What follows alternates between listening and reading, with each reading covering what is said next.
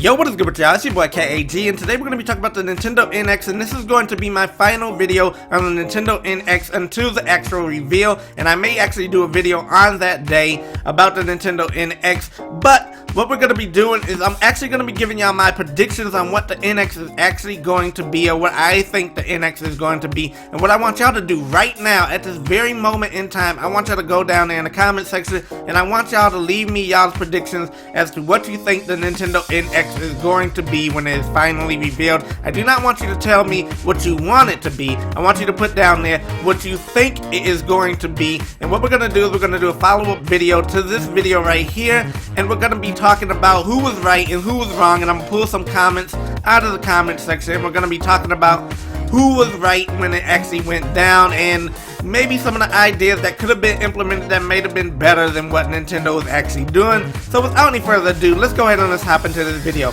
Now, in regards to the Nintendo NX, as you can see on screen, I have the Sheikah Slate up here, and that I am sticking with. I believe it is going to be a representation of the Sheikah Slate. It is going to be a tablet type device that is going to use 3D as well as AR in some type of weird way that is actually going to be relatively cool, that nobody else is doing and that you can't get on any other device.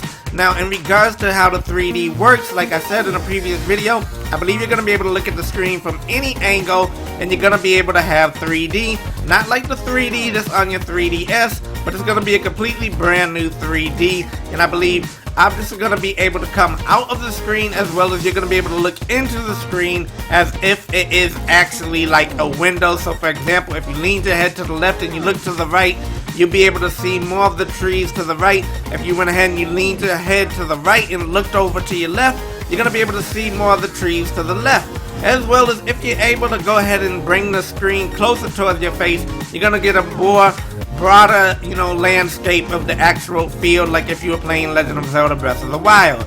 Now, I believe they're going to be doing that with this actual 3D, and I think it's going to be, related to how they actually reversed the Wii tech inside of that video. I think it's going to be something similar to that.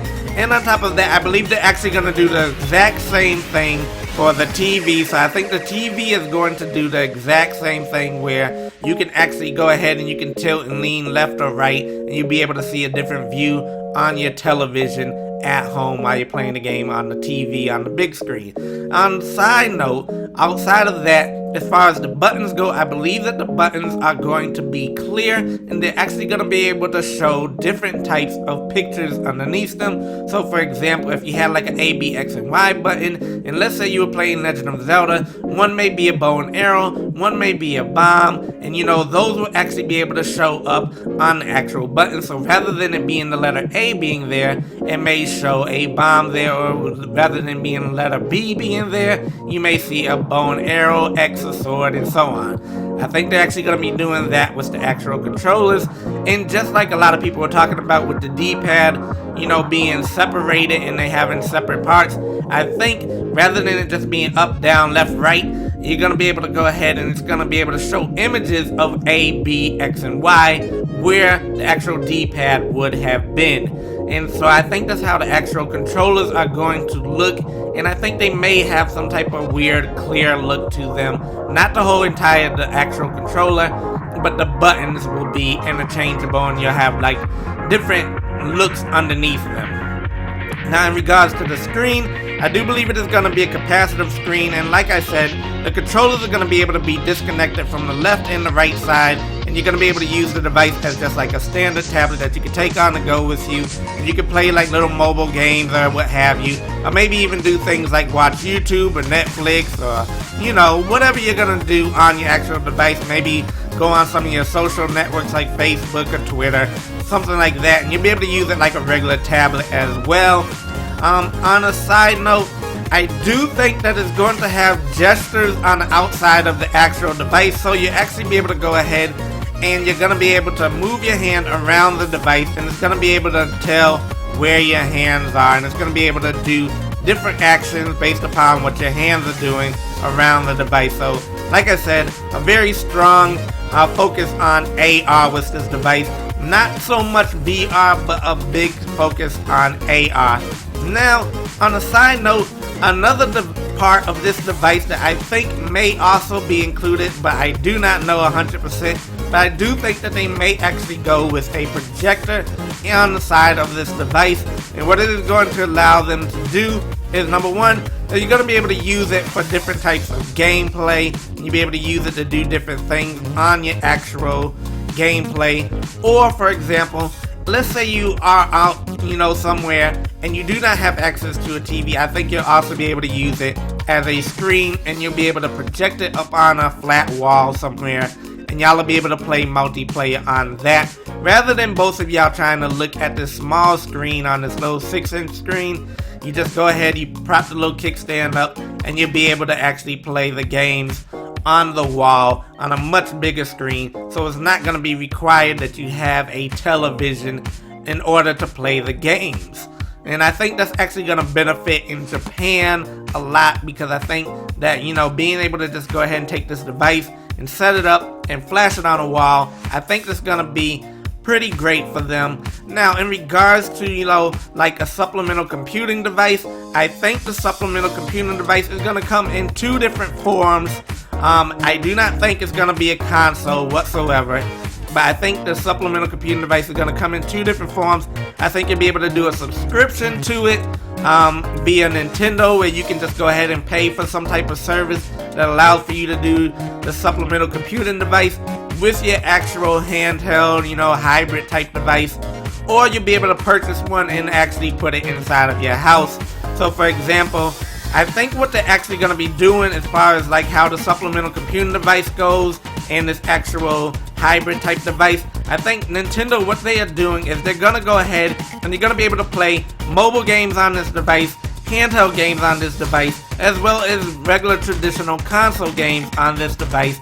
But what they're going to do here is, for those people who don't really care about the graphics, they're going to be able to go ahead and say, hey, you can pick this up for X amount of price. It'll be a relatively cheap price for them. Let's say maybe $150, $199, somewhere around there. And you're going to be able to go ahead and pick up this device. I shouldn't even say $150. Let's say $199. You'll be able to pick up this device. You'll be able to use it on your wall and project it on your TV. Or you can go ahead and project it on the wall, and you'll be able to play it on the go as well. You'll have all those different forms that you can actually use this device with. Like they say, multi-form factor. Flash it up on the wall if you need a big screen and you're gonna play some multiplayer with your two controller ends. Or if you're not gonna be using it like that and you're just trying to play the game by yourself, you can do it like that. Or if that's not working for you and you have a big flat screen TV in your house, you can play it on the big flat screen TV. Just go ahead and dock it. Now, on top of that, for those people who want to just play the games, they can just pick up this device and they'll be able to play the games and just have a good time. Because the graphics are going to be probably more than Wii U. Now, for example, for those people who want a little more out of their system and they want to be able to play on some higher ultra, settings, like a PC, you could play games on the regular settings, or you could play it on ultra settings. And so what you'll be able to do is you'll be able to go and you'll be able to pick up one of these supplemental computing devices, and you can actually have this at your house and connect this actual tablet type device, this hybrid device, to the supplemental computing device, and it's going to increase the graphics of your game. So it's going to give you ultra settings like a PC would have. You have ultra settings for your actual device. But for those people who just want to be able to play Nintendo games and they don't care that much about graphics and they just want to be, Wii U quality or higher, then they'll just be able to buy this device right here and play their games just like that. But I said that they actually have two different forms that you can actually use the supplemental computing device. I think the other form is going to be via Nintendo's online service. So you can actually connect to it via Wi-Fi somewhere, and then when you connect it to it via Wi-Fi, all the graphics on your game will actually increase. So if you're going to be playing the game, let's say you may get more rain effects, more snow particles, more, sunlight and, different types of light dynamics with the actual graphic textures and everything like that on the device when you're actually connected via Wi-Fi. But if you're not connected via Wi-Fi, then you can just play it like, the traditional way it would traditionally look. But like I said, they're going to give people the option. That way, rather than going ahead and being like Sony or Microsoft is saying, hey, you need to kick out X amount of dollars in order to be able to play your game. They're gonna be like, hey, pick up this item, it's relatively cheap, you'll be able to play your games. But if you want something a little more, just buy this little side piece right here, and it will increase the graphics of all your games on your actual console. And I think that's what they're gonna be doing with this actual device, and I think it is actually gonna work out just marvelously. So anyways, let me know what y'all think about all this down there in the comment section. If you think I am onto something, if you think I am right, be sure to hit that like button.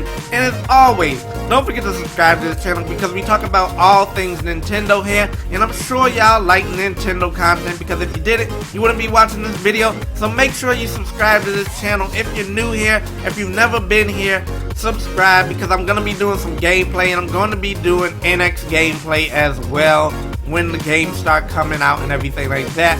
But if you enjoyed this video, hit the like button, share it with your friends, and I'm out of here.